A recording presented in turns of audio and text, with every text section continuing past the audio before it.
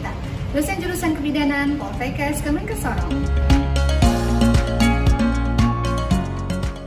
Sesuai dengan kelompok bidang keilmuan yang saya miliki, salah satu mata kuliah yang saya ampu adalah asuhan neonatus bayi balita dan anak prasekolah.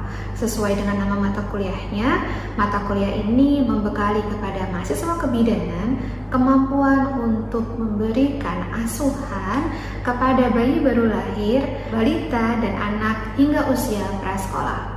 Mata kuliah ini merupakan mata kuliah wajib yang ditempuh oleh mahasiswa di gelombang 4 kebidanan semester 4. Mata kuliah ini memiliki beban SKS sebanyak 2 SKS yang terdiri dari 1 SKS teori dan 1 SKS praktek.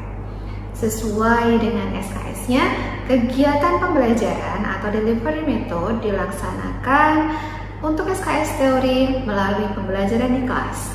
Kegiatan belajar dilakukan secara interaktif antara pengajar dan juga mahasiswa.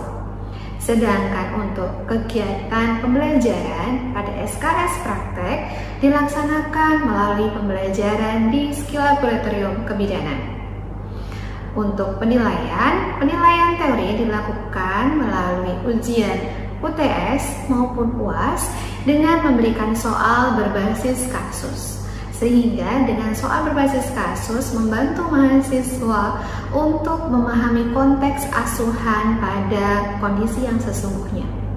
Sedangkan untuk penilaian SKS teori dilaksanakan melalui ujian praktek yang diselenggarakan pada akhir semester. Hari ini saya akan mensimulasikan atau memberikan unjuk kerja untuk kegiatan pengajaran saya pada mata kuliah asuhan neonatus bayi balita dan anak prasekolah untuk CPMK 3 pada materi terakhir, yaitu tentang pemeriksaan dan stimulasi perkembangan pada bayi kecil. Mari kita simak bersama. Selamat siang semuanya. Sudah datang semua ini? Sudah.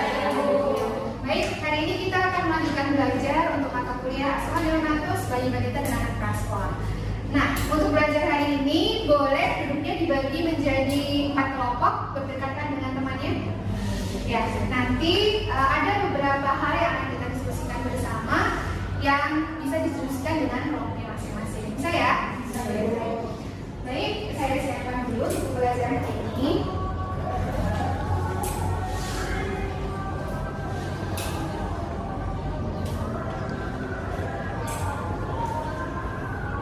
Baik, hari ini kita akan belajar materi yaitu stimulasi dan pemeriksaan perkembangan khusus, stimulasi dan pemeriksaan perkembangan khusus bagi bayi kecil. Apa itu? Mari kita lihat.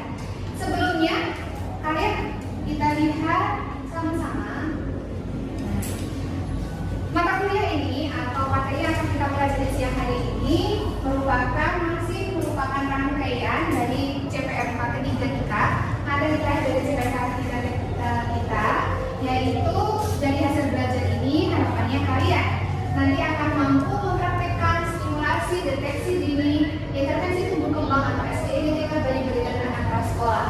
Nah, ada topik hari ini yang akan kita pelajari tentang 3 hal, yaitu tentang apa itu bayi kecil, kemudian kita akan belajar tentang stimulasi dini perkembangan dan menjelaskan bagaimana pemeriksaan perkembangan dilakukan ketika bayi dibawa atau bayi yang diberikan ke bawah kosong. Ya, kita lihat satu persatu. Sebelum saya lanjutkan, ada yang tahu apa kira-kira bayi kecil itu? Bayi yang masih kecil? Bayi yang masih menyusu? Boleh. Yang lain? Bayi kecil, bayi disebut kecil. Iya, pasti bayi baru lahir semua masih kecil ya. Ada yang lain? Ibu yang masih ikut imunisasi, artinya yang masih harus mendapatkan imunisasi dasar. Masih belum tepat, mungkin ada lain? Apa yang disebut bayi kecil? Kalau ada bayi kecil, pasti ada bayi normal. Bayi stunting, apakah lahir langsung stunting? Nah, kita lihat sama-sama apa itu definisi bayi kecil. Oke. sebelum kita pelajari tentang bayi kecil, kita sama-sama kenali dulu. Kenapa? Ada pemeriksaan tumbuh kembang untuk bayi normal dan ada pemeriksaan tumbuh kembang bagi bayi kecil.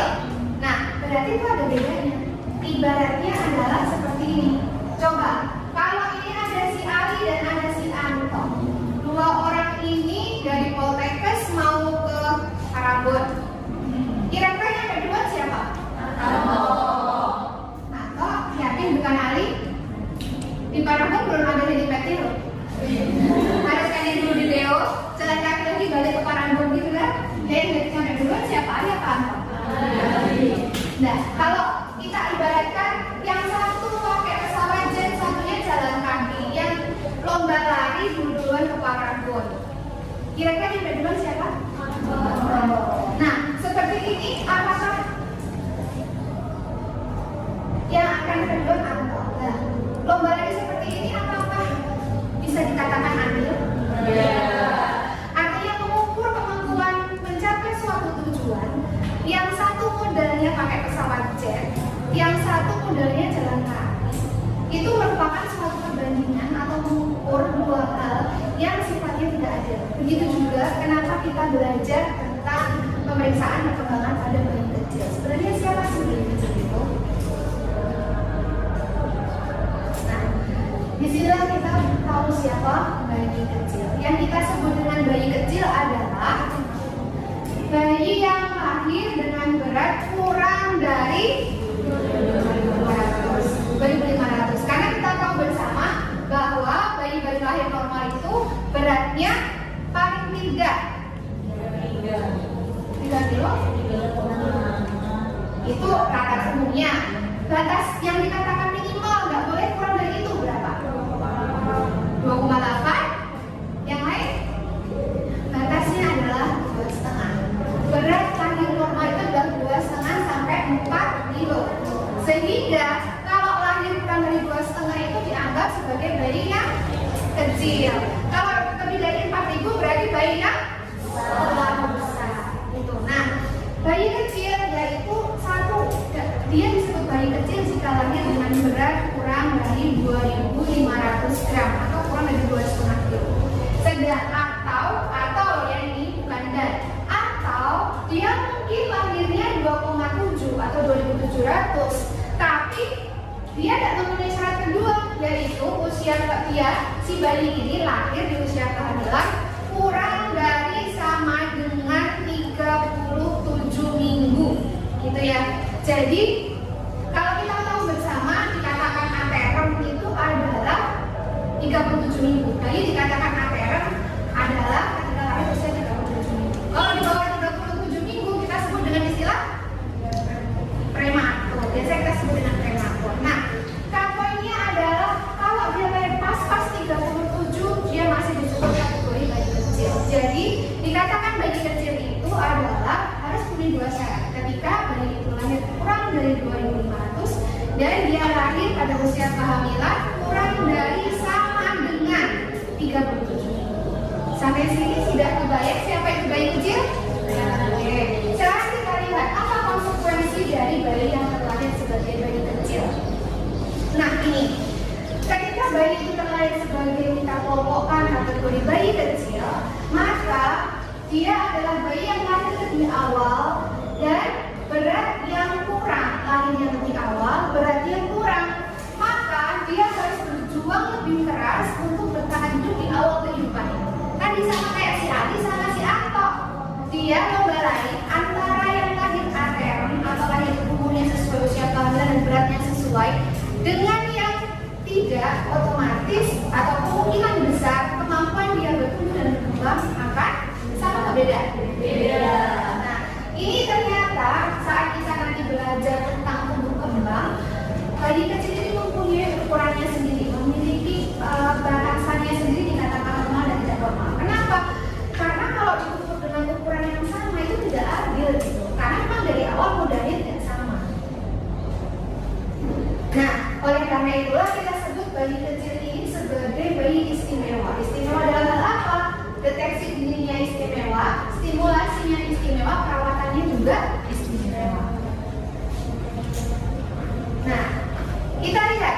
Yang sering kali kalian lihat adalah buku KIA yang ini ya, betul? Ternyata kalau kalian nanti lihat yang seperti ini juga buku KIA juga. Tapi buku KIA khusus buat bayi kecil, khusus buat bayi kecil. Nah, maka kapan kita menggunakan buku KIA yang bayi kecil? Kapan kita menggunakan buku KIA dewasa? Kita lihat. Nah, ini ukurannya. Untuk pemeriksaan pertumbuhan, ketika anak itu kita masuk kategori bayi kecil, apa tadi bayi kecil? Kurang dari 2.500 beratnya dan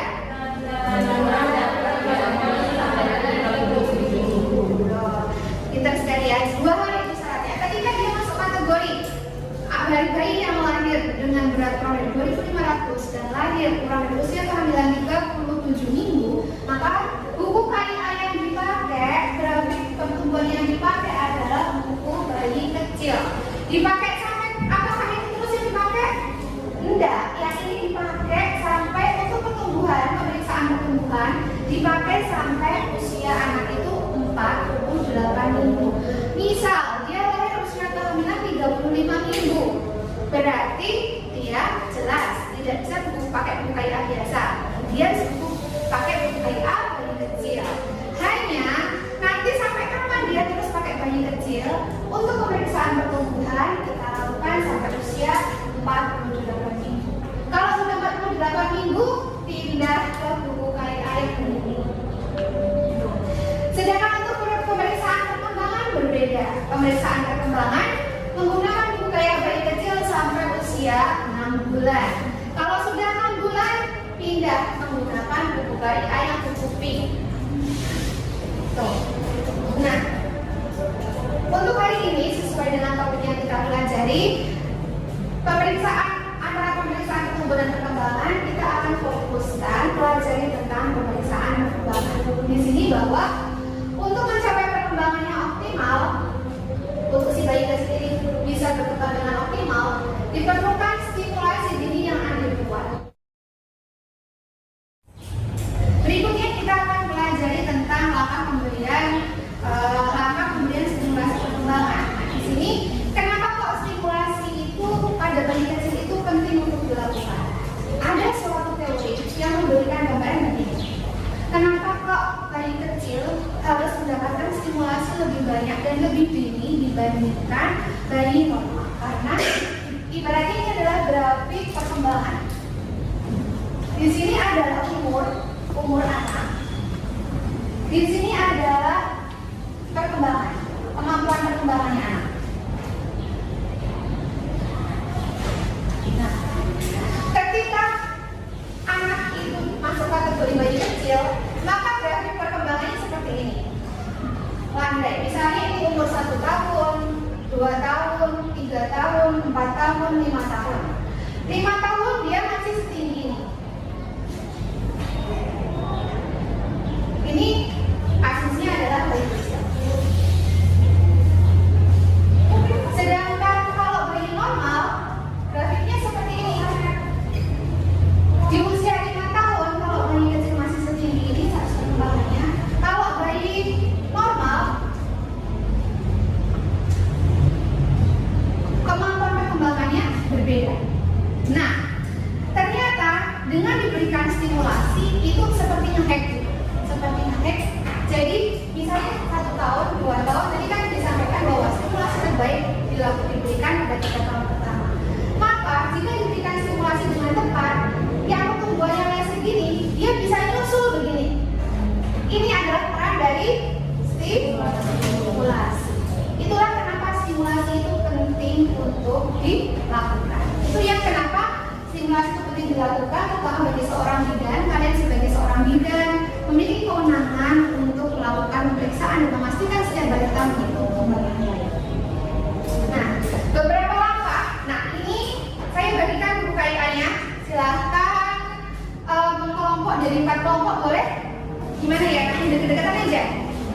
Kelompok 1, ini 1 garis, 2, segini kakak, dekat sini boleh? 3, atau 3 kelompok saja. Saya kanan, saya tengah, saya kiri. Oke, baik. Nah, untuk melakukan stimulasi perkembangan, modal utama kita sebagai seorang tenaga kesehatan adalah butuh kaidah. Nah, untuk itu, bagaimana langkah melakukan pemeriksaan melakukan stimulasi perkembangan? Yaitu yang pertama, tentukan usia balita. Bagaimana cara menentukan usia balita? Sudah bisa menentukan usia balita? Oke, kita lihat sama-sama. Pertama adalah kita tentukan dulu usianya berapa.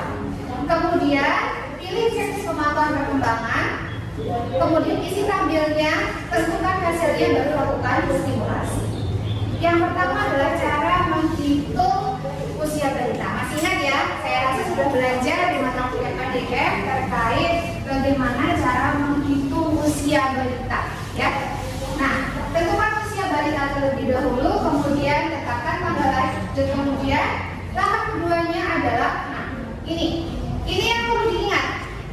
Cara menghitung usia balita ketika ada sisa hari. Jika sisa harinya 15, maka 15 ke bawah, maka dibulatkan ke bawah. Misalnya hasil hitungnya adalah 20 bulan 17 hari, maka dia karena dia 17 itu lebih dari 15, dibulatkannya menjadi 21. Kemudian kalau usia 20 bulan pas lebih hanya 15 hari hasil pengurangannya, maka dia tidak bisa dibulatkan ke atas karena kan harus lebih dari 15. Kalau 16 hari jelas kan di atas 15 dibulatkan menjadi 20. Itu yang penting ingat. Berikutnya, langkah berikutnya adalah memilih checklist pemantauan perkembangan sesuai kelompok usia. Nah, coba kita lakukan sama-sama. Gimana tentang pemeriksaan perkembangan UKIA? Coba kita cari sama-sama. Boleh mendekat dengan sesama kelompoknya? Ya, boleh.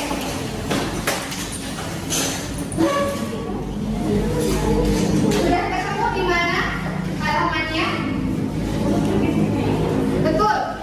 Coba dilihat lagi di halaman depan, ke depan ataupun ke belakang, ketemu tabel serupa enggak? Ke belakang kalau gitu. Tabel yang serupa, mirip-mirip begitu juga. Begini. Kemudian ternyata ada lagi begini. Coba apa yang membedakan? Ketemu yang begini tampilannya. Betul. Ternyata ini bervariasi usianya. Coba dibuka dari usia paling kecil. Usia paling kecilnya usia berapa? Usia paling kecil yang ada tabel perkembangannya 29 hari sampai 29 hari sampai 3 bulan. Boleh dibuka semua di situ?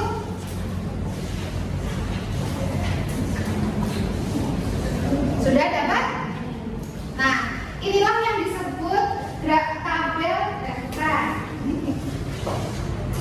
Keberapa belakang? Masa orangnya biasa. Nah, ini umur 2 tahun. Berarti ke depan 6 masih 6.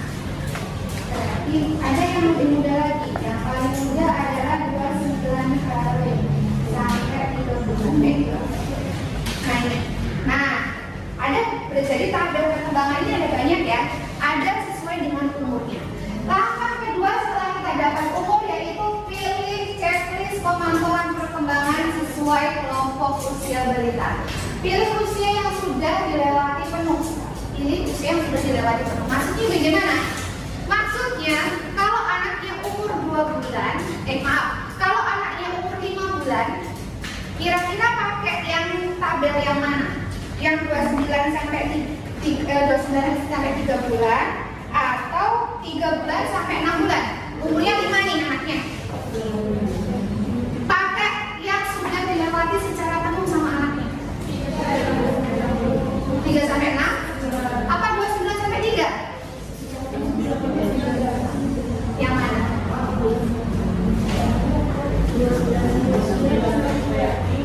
Betul sekali. Yang dipakai adalah 29 sampai 3. Kenapa nggak pakai 3 sampai 6? Betul sekali, bahwa anak itu bisa jadi belum bisa alat yang usia 3 sampai 6 itu untuk memeriksa bila anak itu sampai 6 bulan. Ini masih 5 bulan tuh. Ternyata dia ada yang belum bisa dilakukan. Ya wajar, karena ini yang dinilai dia sudah melakukan semua di umur 6 bulan. Nah, itu yang cara pilihnya begitu. Pilih tabel yang sudah dilewati usia secara benar. Berikutnya isi tabel dengan checklist, titik satu anaknya. Jawab centang bagian dia jika bisa melakukan, tidak jika tidak bisa melakukan. Kalau ini gampang ya. Selanjutnya adalah tentukan hasil pemeriksaan. Dikatakan lengkap jika seluruh centangannya ini terisi ya atau tidak. Dikatakan lengkap jika semua tabel ini dicetak di bagian ya. Nah, kemudian kalau sudah, inilah langkah yang tadi kita bahas tentang stimulasi. Kalau dia sudah bisa melalui tugas perkembangannya, tugas kita selanjutnya adalah melakukan stimulasi, tentunya stimulasi untuk tugas perkembangan periode berikutnya. Jadi kalau misalnya tadi kita gunakan instrumen 3 sampai anak 5, kita gunakan instrumen 29 hari sampai 3 bulan, ternyata dia ya semua. Berarti kita ajarkan stimulasi pada usia selanjutnya, yaitu usia, misalnya kita lihat, kalau misalnya dia kan pakai tabel 3 sampai 6, ternyata 3 sampai 6 ya semua, maka kalau dia ya semua berarti dia lengkap, dan kita beralih ke stimulasi yang kita berikan adalah stimulasi pada umur 6 sampai 9. Bagian mana sih yang namanya stimulasi? Bagian kotak itu bisa ditemukan? Dibuka, selalu di atasnya tabel ada tulisan stimulasi. Ya.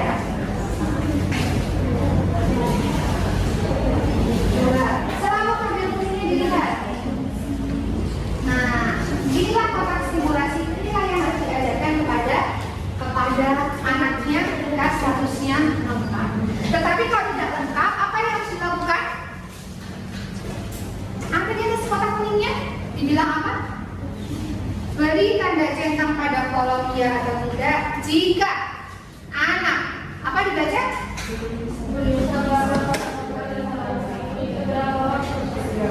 Ya, betul sekali. Jika ada satu saja yang tidak bisa dilakukan, maka segera diperiksa atau dilaporkan ke tenaga kesehatan. Karena yang pegang buku ini adalah ibu dan ayah, bukan sehingga kalau misalnya ada yang menemukan sesuatu pemeriksaan yang tidak normal, langsung melaporkan ke tenaga kesehatan. Sampai sini ada yang ditanyakan? Ada yang ditanyakan? Oke. Kalau ada yang ditanyakan, coba dilihat buku kayaknya masing-masing, kita coba. Kalau usia anak berapa, maka checklist pemantauan yang dipakai usia berapa, dan checklist stimulasi yang dipakai yang usia berapa. Kalau anaknya umur 4 bulan, coba pakai tabelnya yang mana, usia berapa? Dilihat buku kayaknya, boleh? Kalian pakai ini. Coba lihat dulu. Lihat mendekati boleh. Anaknya usia 4 bulan, coba dibuka 4 bulan. 4 bulan berarti checklist tabel yang dipakai yang usia berapa? 4 bulan. Berapa yang dipakai? 3 sampai 6, masa. Coba dari sini. Tadi ingat, pilih yang sudah melewati usia penuh.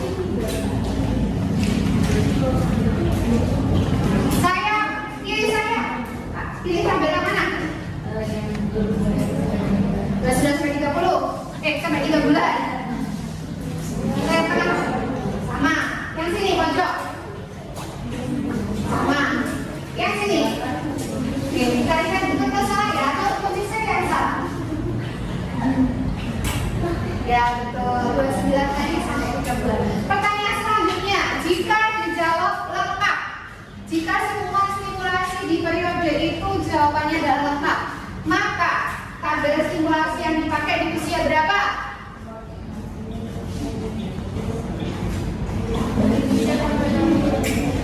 Berapa? 3 sampai 6 bulan. Yang lain? Ada yang masih bingung? Nah, kalau dia lengkap, maka pilihannya adalah gunakan grafik yang umur 3 sampai 6. Lagi, coba lihat lagi cepat 11 bulan. Maka checklist pertumbuhan yang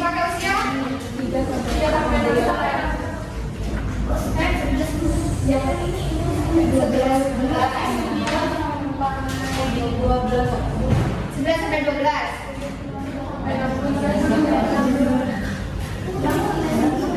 Betul nggak? Betul nggak 6 sampai 9? Karena setelah 6 sampai 9, benar nggak? Umurnya 11. Boleh nggak pakai 6 sampai 12? Nggak boleh, karena dia belum melampaui usia 12-nya. Jadi harus pakai usia di bawahnya. Sampai ada yang sibuk? Kan usianya 11 bulan. Adanya 3 sampai 6. Ada satu lagi usia 6 sampai 9 sampai 12. Adanya kalau umur 11 pilihannya ini sama ini, pilih yang mana? Betul. Karena aku nggak bisa pakai ini, karena dia juga mendapatkan usia 12. Berikutnya adalah teknik stimulasi yang dipakai. Kalau jawabannya lengkap adalah usia berapa? Berapa? Sampai 12. Ya, betul sekali. Sampai sini ditanyakan? Tidak ada? Oke.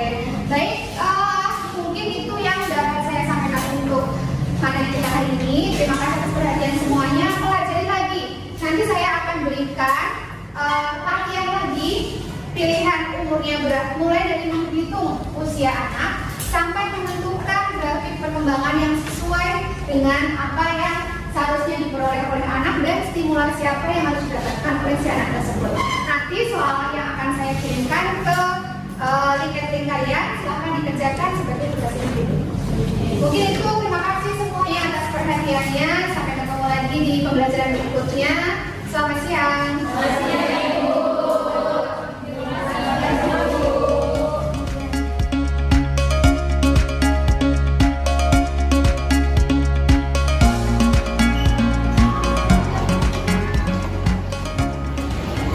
Bagi saya, menjadi dosen bukan sekedar pengajar, namun menginspirasi lahirnya bidan-bidan yang kompeten. Karena saya percaya, melalui pendidikan berkebidanan yang berkualitas akan melahirkan layanan kesehatan ibu anak yang unggul.